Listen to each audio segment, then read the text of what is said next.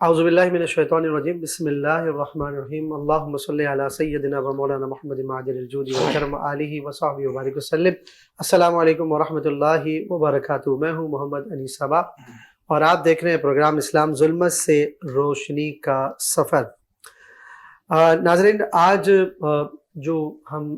گفتگو کریں گے وہ تو دراصل امید کے اوپر ہم بات کریں گے کہ رب کی رحمت سے امیدیں جو وابستہ کی جاتی ہیں، اس میں کچھ باتیں اس طرح کی بھی ہوتی ہیں کہ لوگ امید کے اوپر گناہ بھی کر دیتے ہیں اور امید کے بنیاد پر کہتے ہیں کہ بھائی ہم معافی مانگتے رہیں گے اور گناہ بھی کرتے چلے جائیں گے۔ تو اس طرح کی امید کیسی ہوتی ہے، اور پھر دیگر مراحل میں، زندگی کے مراحل میں کہاں کہاں کس طرح کی امیدیں وابستہ رکھنی چاہیے اور کس طرح کی امیدیں وابستہ نہیں رکھنی چاہیے، اس حوالے سے بات کریں گے۔ ہمارے ساتھ جو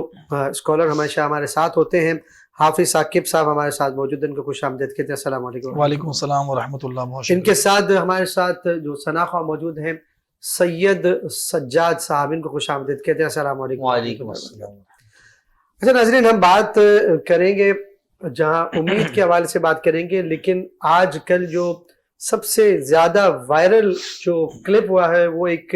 اسلام کی بیٹی کا ہوا ہے، جو انڈیا میں کرناٹک کے ایک جگہ ہے انڈیا میں، وہاں پر وہ حجاب کے اندر اپنی کالج میں داخل ہونا چاہتی ہے، اور وہیں پر اسے کچھ بدماش، کچھ گنڈے اسے روک لیتے ہیں، اور اس کے بعد اس کے سامنے اپنے جو مذہبی سلوگن ہے اس کا پرچار کرتے ہیں، اور اپنے جو دوپٹے انہوں نے پہنا ہوتا ہے، جو ان کا مذہبی رنگ ہے، وہ اس کی طرف اچھالنا شروع کر دیتے ہیں۔ وہ اکیلی نہتی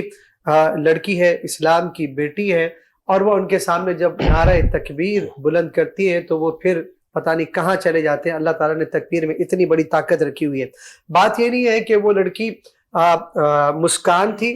یا کوئی اور کسی ہندو گھر کی لڑکی تھی، ہم یہ سمجھتے ہیں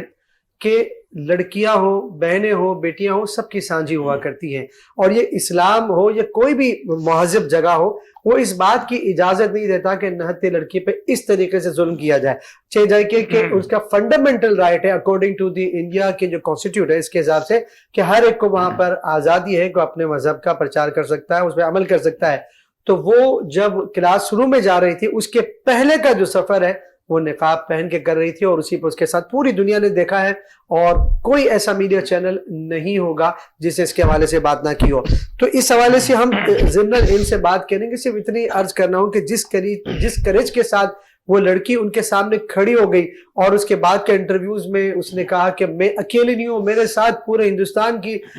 لڑکیاں ہیں، عورتیں ہیں جو حجاب کرنا چاہتی ہیں، اور وہ کہتی ہیں کہ اللہ کا حکم ہے اور اس میں ہم اپنا فخر محسوس کرتے ہیں، اپنے آپ کو سیف محفوظ کرتے ہیں۔ تو یہ سلسلہ ان کا جاری رہے گا۔ تو یہ ایک قسم کا کہا جاتا ہے کہ جھوٹ کو اتنا جب بولا جائے کہ مسلسل کہا جائے جھوٹ تو پھر سچ لگنے لگتا ہے۔ تو ہم نے اطراف میں اکثر یہ سنا ہوگا کہ عورتوں کو حجاب سے آزاد کر دی جائے، یہ ان کے لیے مسئلہ کرتا ہے، یہ نہیں کرنا چاہتی حجاب، یہ قید ہو جاتی ہے۔ اس ایک بچی کے تھپڑ کی گونج پورے ورلڈ میں سنی گئی، اور اس نے بتا دیا کہ حجاب میں کتنی عظمت ہے اور کتنی سیفٹی ہے۔ اس حوالے سے مزید بات کریں گے۔ ہم بڑھتے ہیں حافظ ثاقب کی جانب۔ حافظ صاحب، امید کے حوالے سے ہمیں گفتگو کرنی تھی، اور یقیناً اس پہ ہم کچھ بات بھی ضرور کریں گے، لیکن یہ بہت ٹچی ہے جو سبجیکٹ ہے۔ ہم دیکھتے ہیں کہ ایک بچی جو اتر رہی، ساری بات میں نے کہی، اب آگے آپ نے کہنا ہے۔ میں چاہتا ہوں کہ برقع، یہ پردہ، تو جو اسلام میں نبی کریم صلی اللہ علیہ وسلم جب دنیا میں تشریف لائے، سے پہلے دور جاہلیت تھا، تو کچھ وہاں کی عورتوں کی باتیں کچھ بتائیں گے، ان کی کیا حالت تھی، اور پردہ پھر کس طرح ان کو تبدیل کر دیتا ہے۔ اعوذ باللہ من الشیطان الرجیم، بسم اللہ الرحمن الرحیم۔ اللہم رب اشرح لی صدری ویسر لی امری واحلل عقدۃ من لسانی یفقہوا قولی۔ بہت شکریہ انیس بھائی۔ اور یہ موضوع یقیناً اس وقت سب سے زیادہ جو وائرل ہو رہی ہے ویڈیو، وہ یہی ہو رہی ہے۔ اور سب سے پہلے تو میں اپنی طور سے اور ہمارے سارے ناظرین کی طور سے بھی اس بہن کو ایک مبارکباد پیش کرتا ہوں، اور ان کو سلام پیش کرتا ہوں، ان کی جرأت کو، کہ در حقیقت گھروں میں تنہائی میں بیٹھ کے اللہ تبارک و تعالیٰ کا ذکر کرنا یہ ایک علیحدہ بات ہے، اگرچہ افضل ہے، لیکن اس ایسے محاذ پر کہ جہاں سامنے کفار اور اتنی زیادہ تعداد میں موجود ہوں، اور آپ صنف نازک ہوتے ہوئے ان کے سامنے کھڑے ہو کر کلمہ حق، نعرہ تکبیر، اللہ اکبر کی صدا بلند کریں، یہ بہت بڑی ہمت کی بات ہے۔ اور یہی وہ ایمان کا جذبہ ہے جو الحمدللہ ہر مسلمان کے دل میں موجود ہوتا ہے۔ مسلمان کا دل کبھی بھی خالی نہیں ہوتا، وہ دل اس میں رب تبارک و تعالیٰ کی رحمت کی تجلی موجود ہوتی ہے، اور انسان کے دل میں جب وہ تجلی موجود ہوتی ہے اللہ تبارک و تعالیٰ فرماتا ہے کہ وَنَحْنُ أَقْرَبُ مِنْ حَبْلِ الْوَرِيدِ، ہم تمہاری شہرت سے زیادہ قریب ہیں۔ تو یہ طاقت یقیناً وہی عطا کی ہوئی طاقت ہے، یہ ایمان ہی کی طاقت ہے کہ جو ہمارے سامنے اس طرح ظاہر ہوئی ہے۔ دیکھیں اسلام سے پہلے جو عورتوں کی حالت تھی، اچھا اس میں صرف اسلام سے پہلے زمانے جاہلیت کی بات نہیں بلکہ دیگر جتنے بھی مذاہب ہیں جو آج عورتوں کے حقوق کا پرچار کرنا چاہتے ہیں اور اس کو بیس بنا کر در حقیقت اسلام کو ٹارگٹ کرتے ہیں اور اسلام کے احکامات کو ٹارگٹ کرتے ہیں، اگر ہم ان کا بھی موازنہ کریں اور ان کی بھی ہسٹری کا مطالعہ کریں تو ہمیں معلوم ہوگا کہ جتنے حقوق ایک عورت کو اسلام نے عطا کیے، جتنے حقوق اتنا دنیا کے کسی مذہب نے عطا نہیں کیے، حتیٰ کہ نبی کریم صلی اللہ علیہ وآلہ وسلم کی صاحبزادی لخت جگر، آپ کے جگر کا ٹکڑا سیدہ کائنات سیدہ فاطمہ الزہرا رضی اللہ تعالی عنہا، ہماری نسلیں ان پر قربان ہوں، اور ان کا یہ مقام ہے کہ جب وہ تشریف لاتی تو میرے آقا صلی اللہ علیہ وآلہ وسلم ان کے لیے اپنی چادر بچھا دیا کرتے اور کھڑے ہو کر ان کا استقبال کیا کرتے۔ تو لہذا وہ رتبہ جو حضور علیہ السلام نے اپنی صاحبزادی کو عطا فرمایا وہ اسلام کی تربیت کے لیے تھا، اس مسلمانوں کی تربیت کے لیے تھا، ورنہ پہلے حال یہ تھا کہ لوگ اولادوں کو اپنی بیٹیوں کو معاذ اللہ ثم معاذ اللہ زندہ درگور کر دیا کرتے تھے۔ یہ بات بولنا آسان نہیں ہے، اور زندہ بیٹی کو درگور کر دینا یہ انتہائی خطرناک عمل ہے، اور بیٹوں کو زندہ رکھا کرتے تھے۔ تو یقیناً اس زمانے جاہلیت سے اسلام ہی وہ واحد مذہب ہے جس نے لوگوں کو نکالا اور بیٹیوں کو دل کا ٹکڑا جگر کا ٹکڑا قرار دیا۔ پھر اسی طرح اسلام وہ مذہب ہے کہ جس نے عورت کو بھی وراثت کے اندر حقوق عطا کیے۔ پھر اسی طرح مجھے ایک بات یاد آ رہی ہے کہ اشفاق احمد صاحب کا میں بارے میں پڑھ رہا تھا تو انہوں نے کہا کہ ایک لڑکی جو کالج یونیورسٹی کی تھی وہ میرے پاس آگے، وہ بڑی نالا تھی اس بات پر کہ یہ کیا بات ہوئی، اسلام نے ہمیں تو آدھا حق دیا بیٹیوں کو اور بیٹوں کو جو ہے وہ ڈبل حق دیا، یعنی انہیں ایک حصہ ملتا ہے تو ہمیں آدھا حصہ ملتا ہے وراثت میں، تو یہ تو ٹھیک نہیں ہے۔ تو اشفاق احمد صاحب نے کہا کہ ہاں یہ بات تو تم جو کہہ رہی ہو تو میں بھی اب سوچتے پر مجبور ہو گیا ہوں کہ کیوں میری بیوی کو جو ہے وہ اس کے والد کے طور پہ بھی اس کو حق ملے اور میری بیوی ہونے کے طور پہ بھی حق ملے، ٹھیک ہے، اور کیوں میری بیوی کو اس حق کے ساتھ ساتھ میرے بیٹے کی جائیداد سے بھی حصہ ملے۔ تو یہ تو پھر بڑی غلط بات ہے کہ ہمیں تو ایک حصہ ملتا ہے اور اس کو اتنے سارے حصے ملیں گے۔ تو اس کا ذہن اس بات سے رفع ہو گیا کہ اسلام نے عورت کو بہت زیادہ حقوق عطا کیے ہیں، بیوی ہے تو شوہر کی طرف سے بھی اسے حقوق ملتے ہیں، ماں ہے تو اولاد کی طرف سے بھی حقوق ملتے ہیں، اور ایسے حقوق عطا فرمائے کہ جس میں اللہ تبارک و تعالیٰ نے فرمایا کہ وَلَا تَقُلْ لَهُمَا اُفٍّ وَلَا تَنْهَرْهُمَا، کہ جب تمہارے ماں باپ بڑھاپے کو پہنچ جائیں تو انہیں اف تک نہیں کہہ سکتے، تم انہیں کسی بھی قسم کی دل آزاری والی بات نہیں کہہ سکتے۔ قرآن عظیم میں اللہ تبارک و تعالیٰ نے ارشاد فرمایا وَقَرْنَ فِي بُيُوتِكُنَّ، لہذا عورتوں کا حکم ہوا کہ اپنے گھروں میں ٹھہری رہیں وہ، اور جس آیت مبارکہ میں اللہ تبارک و تعالیٰ نے قرآن عظیم میں عورتوں کو پردے کا حکم ارشاد فرمایا، اسی کے بعد اللہ تبارک و تعالیٰ نے آدمیوں کو بھی یہ حکم دیا کہ وہ اپنی نگاہوں کو نیچا رکھیں۔ اب پردہ ہمارے لیے در حقیقت یہ قید نہیں ہے انیس بھائی، ہمارے بہنیں شاید یہ سمجھتی ہیں یا ان کو یہ ذہن دیا جا رہا ہے کہ یہ پابندی ہے، یہ ایک قید ہے، لیکن ایسا بالکل بھی نہیں ہے، یہ در حقیقت ان کا تحفظ ہے اور ان کی تعظیم و تکریم ہے۔ آپ یوں سمجھیے کہ کوئی گھر دنیا میں ایسا نہیں کہ جس گھر کو کسی کپڑے سے ڈھکا جاتا ہو سوائے خانہ کعبۃ اللہ شریف کے، کہ اس کی حرمت اتنی زیادہ ہے کہ جسے غلاف کے اندر رکھا جاتا ہے۔ پھر اسی طرح دنیا کی کوئی ایسی کتاب نہیں کہ جس کو غلاف میں لپیٹا جاتا ہو سوائے قرآن عظیم کے، کہ قرآن عظیم کو غلاف کے اندر لپیٹا جاتا ہے اس کی تعظیم و تکریم کے لیے۔ تو لہذا عورت جو مسلمان ہے تو اللہ تبارک و تعالیٰ کے نزدیک اس کی اتنی اہمیت ہے کہ اللہ تبارک و تعالیٰ ہمارے رسول کریم علیہ السلام اور شریعت مطہرہ اس کو اس بات کا حکم دیتی ہے کہ وہ اپنے آپ کو ڈھانپے رکھے تاکہ دنیا کی میلی نظریں اس پر پڑھ کر اس کے کریکٹر کے کسی قسم کا نقصان نہ پہنچا پائیں۔ تو در حقیقت یہ قید نہیں بلکہ تحفظ فراہم کیا گیا مسلمان عورت کو کہ تم نے اپنے آپ کو ڈھکے رکھنا ہے، اور مردوں کو حکم دیا کہ اپنی نگاہوں کو نیچے رکھا جائے۔ تو یقیناً یہ اس بہن نے اس پردے کو ثابت کر کے اور یہ بتایا کہ ہم اپنی مرضی سے، ہمارے ہاں جو نعرہ لگتا ہے کہ میرا جسم میری مرضی، تو اس کے بالکل اگینسٹ کہ جی میرا جسم اور اللہ تبارک و تعالیٰ کی مرضی کہہ کر انہوں نے اس بات کو ثابت کیا۔ سبحان اللہ، بالکل انہوں نے بالکل بجا فرمایا کہ اس بچی کا جو کانفیڈنس لیول تھا، میں نے ایک میرے خیال سے ایک ڈاکٹر ہیں جو ٹی وی میں بڑے آتے ہیں، وہ اسلام کے خلاف اکثر عرضہ سرائی کرتے ہیں، تو ان سے سنا تھا کہ اصل میں ہم اس لیے منع کرتے ہیں کہ جب بچیاں पर्दा करती हैं तो उनका कॉन्फिडेंस लेवल नीचे आ जाता है। मैं नाम तो नहीं ले सकता, तो बहरहाल वो कहते हैं, लेकिन आप उस बच्ची का कॉन्फिडेंस लेवल उस क्लिप में आप देखें कि मैं नहीं समझ सकता कि इसकी हद को भी कोई छू सकता है जी, हकीकत। अच्छा, फिर ये बहुत आसान बात है साकिब भाई कि बड़ी हिम्मत की बात की जाती है, बहुत अच्छा, हम उसको खराज तहसीन पेश करते हैं, बहुत अच्छी बात है, हम सबको करना चाहिए, लेकिन उस सिनेरियो में जाके आप जरा खुद को महसूस करें कि अगर आप वहां पर हैं और मॉब लिंचिंग का जो सिलसिला है कि वहां पे तो केस भी नहीं बनता, सारे मिलके किसी को जला दे, इंडिया में तो ये तकरीबन रोज हो रहा है, किसी मुसलमान उस प्रेशर के अंदर ये अमल चाहते तो उसको कुछ भी कर सकते थे और उनके ऊपर केस भी नहीं बनता, लेकिन उसके बावजूद जो उसने करज के साथ, तो मैं तो उस हमारी बेटी को सलाम पेश करता हूँ। अनिस भाई, मैं यहाँ पर एक बात जिक्र करना चाहूंगा कि दर हकीकत ये जितने भी लोग, खवातीन, ये हमारी मुसलमान बहनों के लिए पैगाम है कि जितने भी लोग दर हकीकत औरतों को आजादी का एक उन्हें झांसा देकर जो उन्हें मादल्ला दीन से हया को, उनके अंदर से हया को दूर करना चाहते हैं, तो दर हकीकत ये जहन में रखिए कि वो लोग उन औरतों तक पहुंचने का इजी एक्सेस चाहते हैं। बिल्कुल ऐसा ही। अगर हम इस बात को देखें तो इसी तरह के जो लिबरल्स लोग हैं, उनके जो निजी महाफिल हैं, अगर उसमें देखा जाए तो दर हकीकत वो औरतों तक पहुंचने का इजी एक्सेस चाहते हैं, जिसको वो बेस बनाकर माज़अल्लाह इस बात को खत्म करते हैं। मैं आज या कल ही एक बात पढ़ रहा था, हज़रत सलाहुद्दीन अय्यूबी रहमतुल्लाहि ताला अलैह ने इरशाद फरमाया कि अगर किसी कौम को बगैर जंग के शिकस्त देना चाहो तो उसके नौजवानों में फहाशी को फैला दो। तो लिहाजा आप खुद सोचिए कि हम कहां जा रहे हैं इस फहाशी को कबूल करके, तो हमें इस बात पे गौर फिक्र करना चाहिए। ये भी है कि अब किसी ने कहा था कि अगर जो, इसमें तो कोई शक नहीं कि माशरे में इस तरह भी हो रहा है कि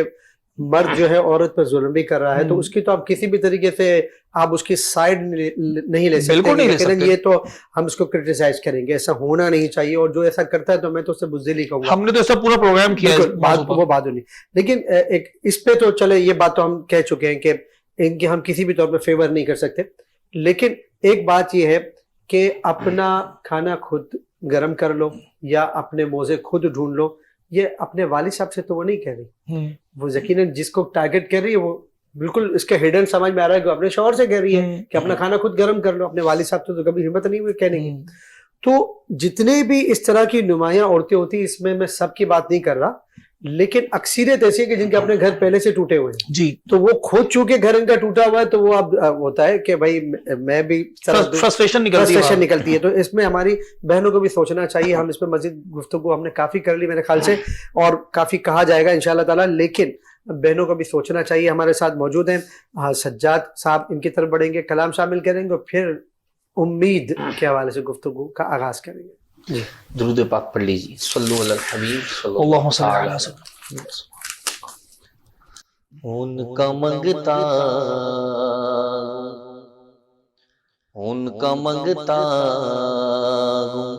जो मंगता नहीं होने देते, उनका मंगता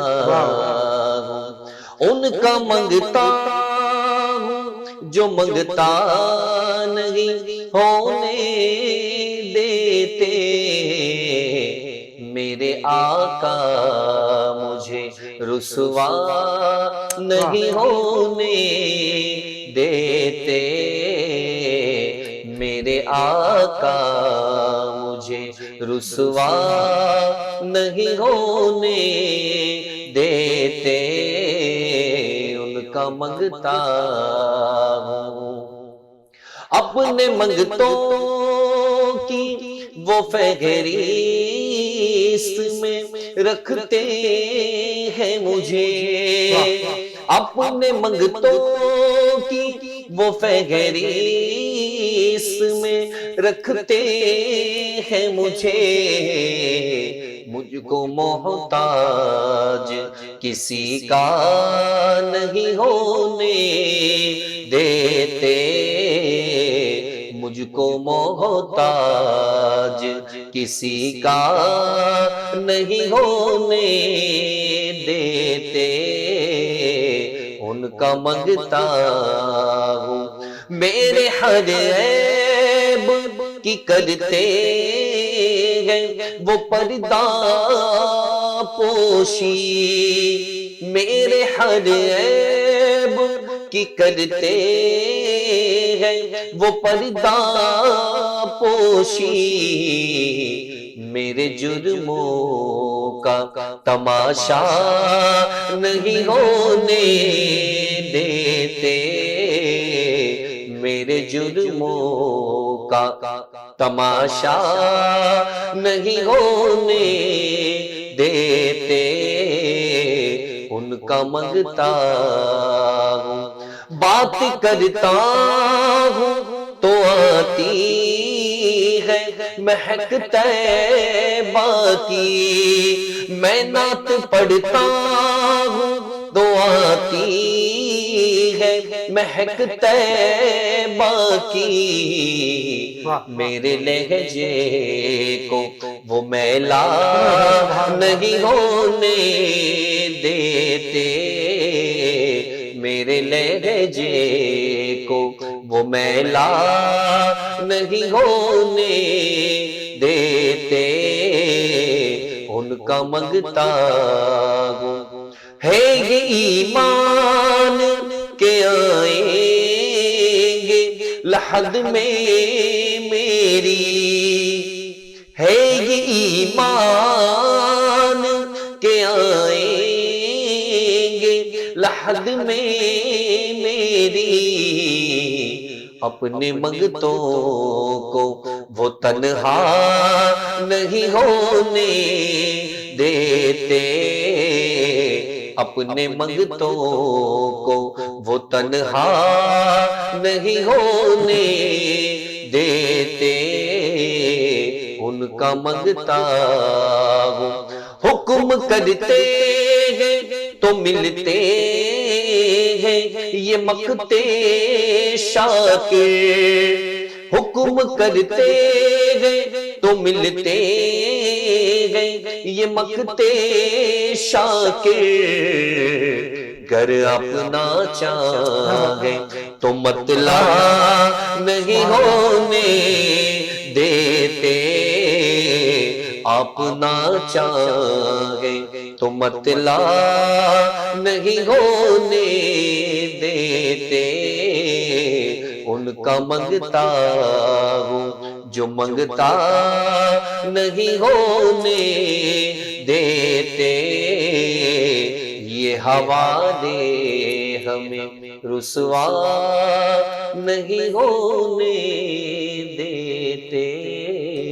ماشاءاللہ، اسلام ظلمت سے روشنی کا سفر، سید سجاد نعت پیش فرما رہے تھے۔ یہاں پر لیں گے وقفہ، وقفے کے بعد دوبارہ حاضر ہوتے ہیں۔ ویلکم بیک ناظرین، ہم پروگرام آپ دیکھ رہے ہیں اسلام ظلمت سے روشنی کا سفر، ہمارے ساتھ سید سجاد موجود ہیں اور اسلامک اسکالر حافظ ثاقب صاحب موجود ہیں۔ حافظ صاحب،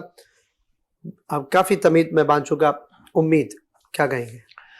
دیکھیں، امید، یہ امید کی اگر ہم لفظ کی تعریف کرنا چاہیں تو در حقیقت امید ایک ایسی اندرونی کیفیت اور انسان کی فیلنگز کو کہا جاتا ہے کہ جو انسان کو کسی بھی معاملے میں اچھائی کا، پازیٹیو تھنکنگ کا، پازیٹیو رزلٹ کا یقین دلاتی ہے کہ میں نے یہ کام کیا تو انشاءاللہ اس کے اگینسٹ میرا جو نتیجہ ہے وہ اچھا آئے گا، میری مرضی کے مطابق آئے گا، موافق آئے گا۔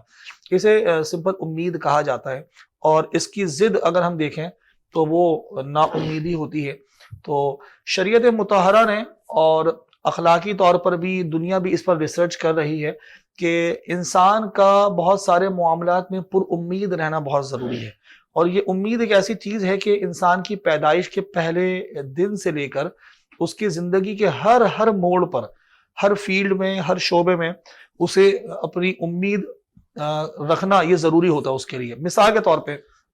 ایک بچہ جب اسکول میں پڑھتا ہے تو وہ اس امید پر پڑھتا ہے کہ میں پڑھائی کروں گا، یاد کروں گا تو میرا اچھا رزلٹ آئے گا۔ ایک انسان جب کاروبار شروع کرتا ہے تو اس امید پر کرتا ہے کہ میری مرضی کے مطابق میرے اخراجات نکلیں گے، میں انکم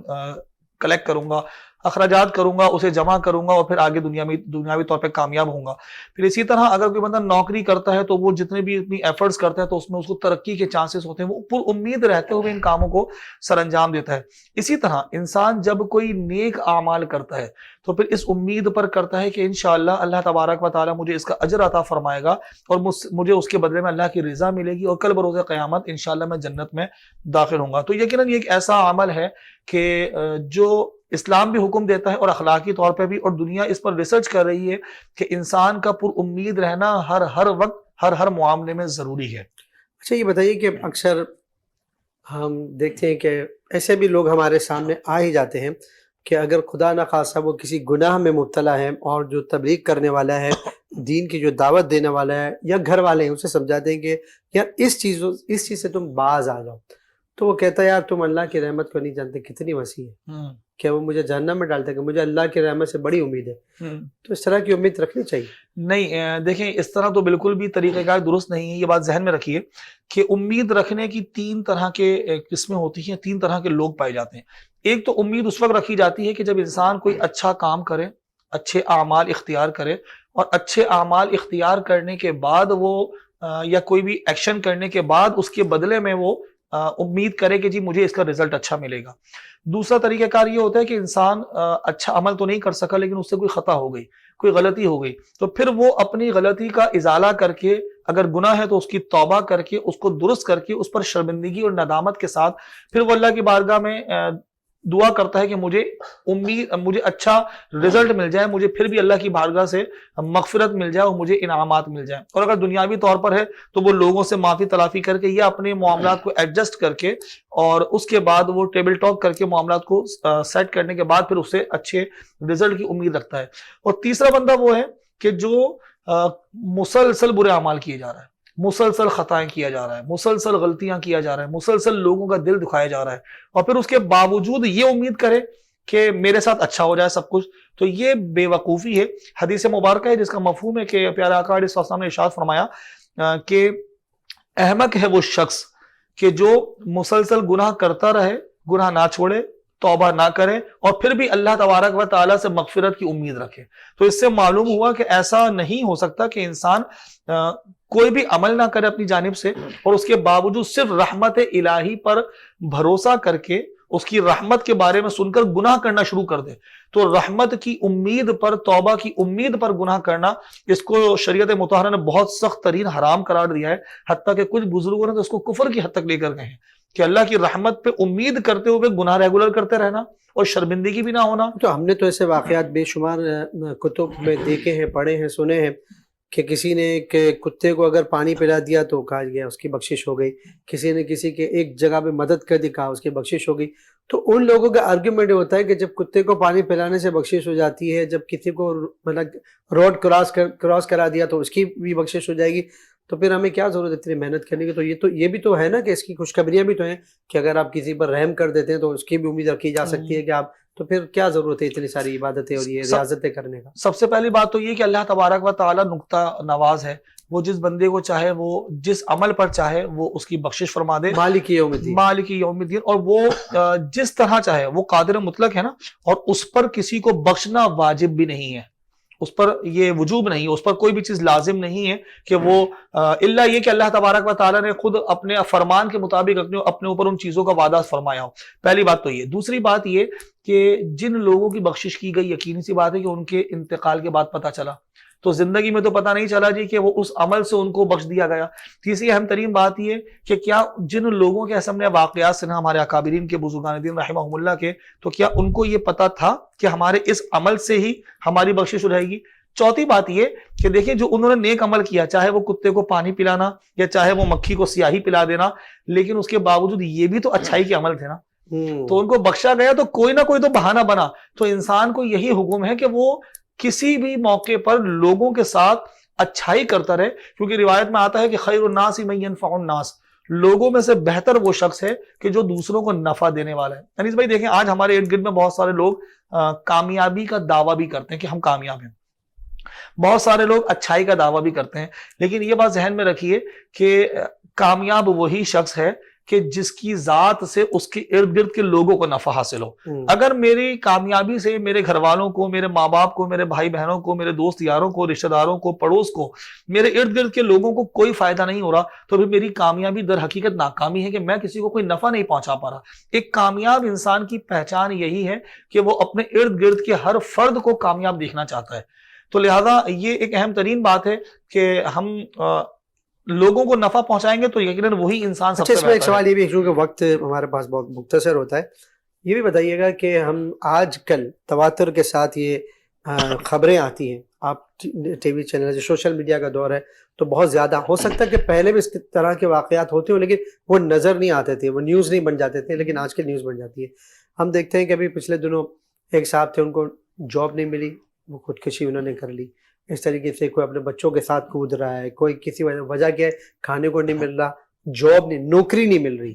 تو ایسے صورتحال میں کہ جب آپ کو کھانا تو الحمدللہ اگر ہم شہر کراچی کی بات کریں تو یہاں پہ تو کہیں نہ کہیں انتظام اکثر ہو جایا کرتا ہے، لیکن نوکری سب سے بنیادی چیز ہوتی ہے، مجھے نوکری نہیں ملی تو اس کی وجہ سے مایوسی کا شکار ہو جاتے ہیں۔ کسی کو اگر کسی کی کوئی بہن ہماری اس کا رشتہ نہیں آ رہا تو وہ مایوسی کا شکار ہو جاتی ہے۔ اب ایسی سچویشن ہے کہ جس میں کہنا بڑا آسان ہے، ہم جیسے کسی کو بھی کہتے ہیں بیٹا صبر کر لو، تو صبر کر لو کہنا تو بہت آسان ہے۔ تو ایسی صورت میں اسلامی کیا احکامات ہے، قرآن شریف کو کس طرح سے کون سی صورت پڑھنی چاہیے، کس کے ترجمے پہ نظر رکھنی چاہیے تاکہ ہمارا حوصلہ بلند ہو، اور یہ تمام جو خودکشی کو جو انتہائی ایک ایسا عمل ہے کہ جس کی کسی بھی طور پہ آپ تائید نہیں کر سکتے، تو اس کے لیے کیا کیا جائے؟ دیکھیں، سب سے پہلی بات تو یہ کہ ہمارے شہر کراچی کے اندر کھانے پینے کے متعلق تو ہم ایسا نہیں کہہ سکتے کہ اس طرح کی سچویشن آ جائے کہ کوئی بندہ زندگی سے ہاتھ دھو بیٹھے۔ قرآن عظیم میں اللہ تبارک و تعالیٰ نے 12ویں پارے کی پہلی آیت مبارکہ میں ارشاد فرمایا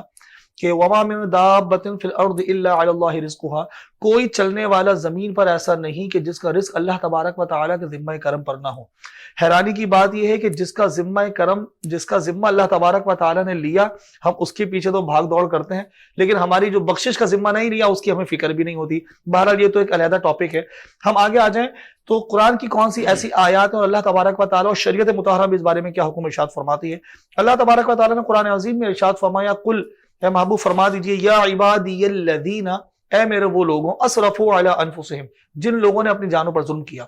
لا تقنطوا من رحمت اللہ، اللہ کی رحمت سے مایوس نہ ہونا، ان اللہ یغفر الذنوب جميعا، بے شک اللہ تبارک و تعالیٰ تمام گناہوں کو بخشنے والا ہے۔ پھر اسی طرح ایک اور مقام پہ ارشاد فرمایا کہ ان مع العسر یسرا فان مع العسر یسرا، بے شک ہر مشکل کے ساتھ آسانی ہے، ہر مشکل کے ساتھ آسانی ہے۔ ایک بادشاہ کا بڑا اہم واقعہ ہے کہ اس نے اپنے وزیر سے کہا کہ مجھے میری انگوٹھی کے نگینے پر پتھر پر کوئی ایسی چیز، ایک ایسی عبارت کندہ کر کے دو کہ جو میں غمگین حالت میں دیکھوں تو خوش ہو جاؤں اور خوشی کی حالت میں دیکھوں تو غمگین ہو جاؤں۔ تو اس وزیر نے اس کے اوپر کندہ کر کے دی کہ یہ وقت بھی گزر جائے گا۔ تو دیکھیے اللہ تبارک و تعالیٰ نے قرآن عظیم میں ارشاد فرمایا کہ وَلَنَبْلُوَنَّكُمْ بِشَيْءٍ مِّنَ الْخَوْفِ وَالْجُوعِ وَنَقْصٍ مِّنَ الْأَمْوَالِ وَالْأَنفُسِ وَالثَّمَرَاتِ وَبَشِّرِ الصَّابِرِينَ۔ ارشاد فرمایا کہ تم ضرور آزمائے جاؤ گے۔ اللہ تبارک و تعالیٰ چاہتا فرماتا تمہاری آزمائش ہوگی، لیکن اس لفظ میں اللہ تبارک و تعالیٰ نے دوہری تاکید ارشاد فرمائی۔ لام بھی تاکید کا، نون ثقیلہ بھی عربی گرامر کے اعتبار سے تاکید کے طور پر آتا ہے کہ وَلَنَبْلُوَنَّكُمْ، تمہاری ضرور آزمائش ہوگی، بِشَيْءٍ چند چیزوں کے ساتھ، مِنَ الْخَوْفِ خوف سے، وَالْجُوعِ بھوک سے، وَنَقْصٍ مِّنَ الْأَمْوَالِ کبھی مال کی کمی سے، وَالْأَنفُسِ کبھی جان سے، وَالثَّمَرَاتِ کبھی تمہاری اولاد سے، تمہارے ماں باپ سے۔ پھر آگے اس کا حل ارشاد فرمایا کہ وَبَشِّرِ الصَّابِرِينَ، کہ اے محبوب خوشخبری دیجئے صبر کرنے والوں کو۔ اور آگے فرمایا کہ الذین، یہ وہ لوگ ہیں صبر کرنے والے، اذا اصابتہم مصیبہ، جب انہیں کوئی مصیبت پہنچتی ہے تو وہ کہتے ہیں قالو، وہ کہتے ہیں کہ انا للہ، ہم تو اللہ کے ہیں، وَإِنَّا إِلَيْهِ رَاجِعُونَ، اسی کی طرف لوٹنے والے ہیں، اولئک علیہم صلوات من ربہم ورحمہ۔ انیس بھائی کیا خوبصورت آیت مبارکہ ہے۔ اللہ تعالیٰ فرماتا ہے کہ ان پر درود ہو، ان پر صلوات ہو، اولئک علیہم، انہی لوگوں پر اللہ تبارک و تعالیٰ کی طرف سے درود ہے۔ اور آگے فرمایا کہ ورحمت ہے۔ رحمت کسے کہتے ہیں؟ رحمت اگر میرے عمل کا بدلہ ملے تو وہ انصاف ہے۔ رحمت کہتے ہیں اپنے حق سے بڑھ کے چیز ملنے کو، تو لہذا اگر مجھے میرے حق سے بڑھ کے کوئی شے ملے تو اسے رحمت کہا جاتا ہے۔ اب دیکھیے کہ اللہ تعالیٰ ارشاد فرماتا ہے کہ لا تقنطوا من رحمت اللہ، میری رحمت سے مایوس نہ ہونا۔ اگر اللہ تبارک و تعالیٰ عدل و انصاف فرمائے تو وہ ہمارے لیے تو قہر کی صورت ہوگی کیونکہ ہماری غلطیاں اتنی ہیں، ہمیں سزائیں ملیں گی، لیکن اللہ تبارک و تعالیٰ فرماتا ہے کہ لا تقنطوا من رحمت اللہ، میری رحمت سے مایوس نہ ہونا۔ ایک روایت میں آتا ہے کہ سبقت رحمتی علی غضبی، میرے غضب کے اوپر میری رحمت حاوی ہے۔ تو جب اتنے اللہ تبارک و تعالیٰ نے وعدے فرمائے ہیں، اور یہ جو آزمائشیں ہیں نا، جو پریشانیاں ہیں، یہ در حقیقت انسان کے درجات کی بلندی کے لیے آتی ہیں۔ کیونکہ دیکھیں انیس بھائی، جنت اتنی آسان نہیں کہ ہمیں یوں مل جائے،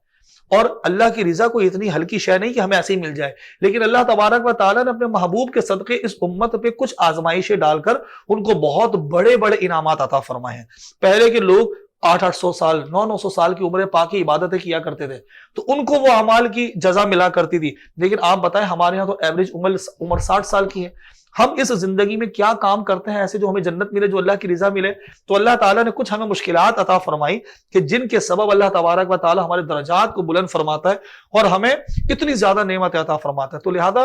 یہ جو معاملات ہیں ان چیزوں پر ہم غور کریں اور اللہ کی رحمت پہ امید باندھیں اور اس بات کو سوچ لیں کہ جو میرا مالک چاہے گا میں وہی کروں گا۔ اچھا یہ بتائیں، کبھی نا امیدی کی کیفیت پیدا ہو جائے تو اس کو بندے کو کس طرح کاؤنٹر کرنا چاہیے؟ ہاں بالکل، یہ دیکھیں اس بات ذہن میں رکھیے گا کہ انسانوں کی دو طرح کی قسمیں ہوتی ہیں، اور انسانوں کی قسموں میں سے کچھ تو وہ لوگ ہوتے ہیں جو اکثریت جن کی ہے کہ جو بڑے ضدی ہوتے ہیں، بے حس ہوتے ہیں اور صرف اپنی ذات کے بارے میں سوچتے ہیں۔ ان کے برعکس کچھ ایسے لوگ ہوتے ہیں جو کہ حساس بہت زیادہ ہوتے ہیں، وہ لوگوں کے بارے میں فکر کرتے ہیں، لوگوں کی پریشانی انہیں پریشان کر دے گی، لوگوں کی تکالیف انہیں رلا دیں گی، ایسی کیفیت بھی ہوتی ہے۔ تو جو اس طرح کے لوگ ہیں، اس طرح کے لوگوں پر دو طرح کی کیفیت وارد ہوتی ہیں۔ کبھی ایسا ہوگا کہ وہ بہت پازیٹیو ہوں گے اور کبھی ایسا ہوگا کہ وہ بہت زیادہ نیگیٹیوٹی کی طرف جانے لگتے ہیں، ان کی اپنی کیفیات آتی ہیں اور یہ اللہ تبارک و تعالیٰ کی جانب سے ہے کہ یہ اس نے ہر شے کو بیلنس رکھا ہوا ہے۔ تو جب ایک ہی انسان کبھی پازیٹیوٹی کی طرف جانے لگے، کبھی اسی کے ذہن میں خیالات آئیں کہ نہیں یار سب کچھ ختم ہو گیا، میں تنہا ہوں، میں بے بس ہوں، کچھ نہیں ہے میرے پاس، تو یہ اقتباس کی کیفیت کہلاتی ہے جو نیگیٹیوٹی کی طرف لے کر جاتی ہے۔ تو ایسی صورت میں اگر کوئی گرفتار ہو جائے تو سورۃ الضحیٰ کو پڑھے۔ سورۃ الضحیٰ اس عمل کے لیے، ایسی کیفیت کے لیے فرمایا جاتا ہے کہ تریاق ہے وہ، جس طرح زہر کا ایک تریاق ہوتا ہے، ایک میڈیسنز کا وہ جراثیموں کا اینٹی ڈاٹ ہوتا ہے، اسی طرح بالکل وہ تریاق ہے کہ اس کو پڑھا جائے اور اس کے جو اس کا طریقہ کار ہے، جو اس کا سیکوینس، اس پہ غور کیا جائے کہ اس صورت مبارکہ میں اللہ تبارک و تعالیٰ نے پہلے کچھ قسمیں ارشاد فرمائی، پھر اس کے بعد اپنے محبوب کو جب ایسی کیفیت تھی تو ارشاد فرمایا، اپنے وعدے یاد فرمائے کہ دیکھو محبوب ہمیں تمہیں کبھی اکیلا نہیں چھوڑا، ہمیں تم سے جو وعدے کیے سارے کے سارے پورے کیے اور ہم نے تمہیں یہ نعمت عطا فرمائی۔ اور پھر اس کے بعد آگے فرمایا دوسری بات کہ حضور صلی اللہ علیہ وسلم کے فرمایا کہ وَلَلْآخِرَةُ خَيْرٌ لَكَ مِنَ الْأُولَىٰ، اے محبوب آپ کا ہر آنے والا لمحہ پہلے سے بڑھ کر ہے۔ پھر اسی طرح آگے فرمایا وَلَسَوْفَ يُعْطِيكَ رَبُّكَ فَتَرْضَىٰ، آپ کا رب ان قریب آپ کو اتنا دے گا کہ آپ راضی ہو جائیں گے۔ اور پھر اس کے آگے ارشاد فرمایا کہ محبوب جس طرح ہم نے تمہیں اکیلا نہیں چھوڑا، جو وعدے کیے ہم نے تمہیں عطا کیے اور ہم تمہارا ہر معاملے میں سہارا بنے، بالکل اسی طرح وَأَمَّا السَّائِلَ فَلَا تَنْهَرْ، جب آپ کے پاس کوئی شخص آ جائے، کوئی سوال کرنے والا، کوئی طلبگار، کوئی مانگنے والا آ جائے تو یہ محبوب اسے جھڑکنا نہیں، تم اسے عطا کر دینا۔ تو لہذا حضور کی عادت، صحابہ کرام ارشاد فرماتے ہیں کہ جب حضور کو کسی کو کچھ دینا مقصود ہوتا تو حضور عطا فرما دیتے، لیکن اگر کسی کو کچھ دینا مقصود نہ ہوتا تو نہ نہیں فرماتے تھے۔ ہاں وہ ہے نا سیدی اعلیٰ حضرت کا شعر کہ مانگیں گے مانگے جائیں گے، منہ مانگ ہی پائیں گے کہ سرکار میں نہ لا ہے نہ حاجت اگر کی ہے۔ نہ حضور کہتے ہیں کہ اگر یہ کیا تو دوں گا، نہ حضور کہتے ہیں کہ نہیں دوں گا۔ تو بہرحال اس صورت کے مبارکہ پہ غور کرنا چاہیے کہ وعدوں کو یاد رکھیں اور آگے کی امیدوں کو یاد رکھیں، اور اس کے بعد آخری بات یہ کہ پھر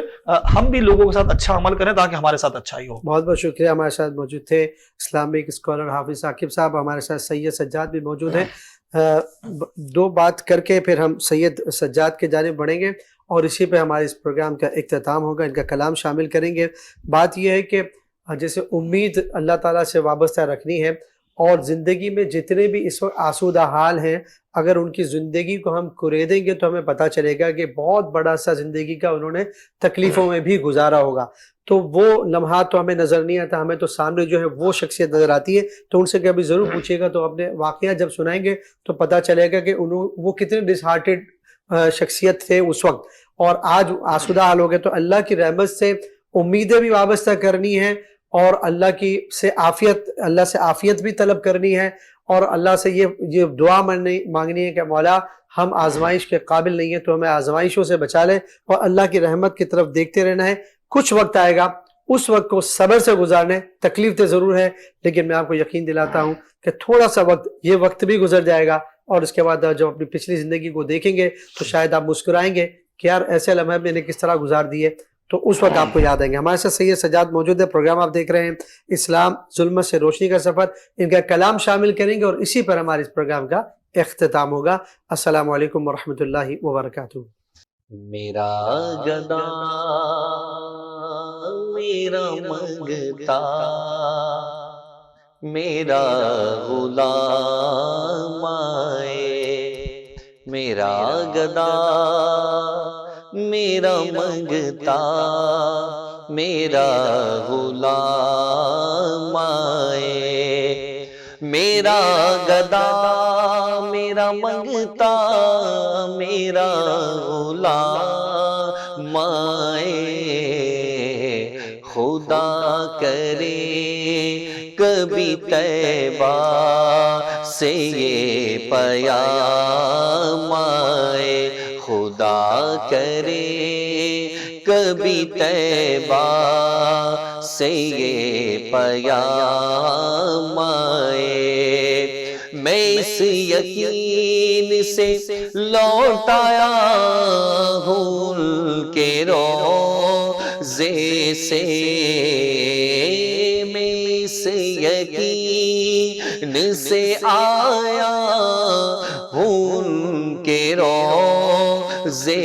سے، وہ پھر کہیں گے کہ واپس میرا غلام آئے، وہ پھر کہیں گے کہ واپس میرا غلام آئے، درود سید کونین کے وسیلے سے میری زبان پہ آقا تیرا ہی نام آئے، میری زبان پہ آقا تیرا ہی نام آئے، میں دیکھتا ہی رہوں بس تمہارے روضے کو، جناب زہرا کا صدقہ کوئی ایسی شام آئے، جناب زہرا کا صدقہ کوئی ایسی شام آئے، غلام زہرا ہوں میں تو علی کا نوکر ہوں، غلام زہرا ہوں میں تو علی کا نوکر ہوں، ہمیشہ پنج تنی نسبت ہی میرے کام آئے، ہمیشہ پنج